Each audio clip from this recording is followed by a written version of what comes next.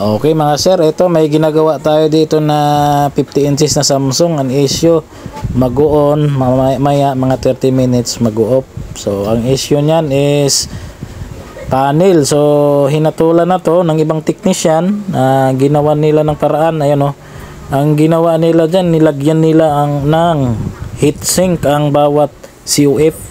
Yan po, nilagyan nila ng paste, tapos nilagyan nila ng sa backlight ng pinaka aluminum. Yan mga sir, hindi yan ang sira niya. Ang sira niyan is panel. Yan sa may an issue niyan, nasa sa pinakamin ang may sira niyan mga sir.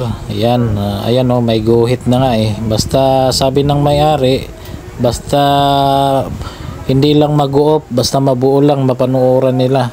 Yan yung nilagay paste ng yan ata, yung pagre-revolve ng mga IC.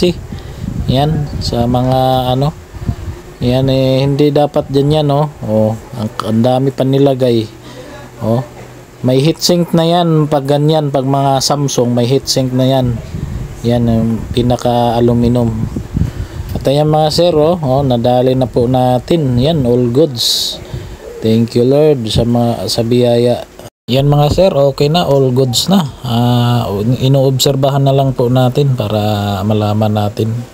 At ayan, na-fix na po natin. Yan. Kung ganyan ang issue ng TV nyo mga ma'am sir, paki-PM na lang po. Nag-home service po ako around Quezon City, Cavite. Yan po. Basta kaya natin puntahan, PM lang po. Yan. Papalo, in-share na lang po. Salamat.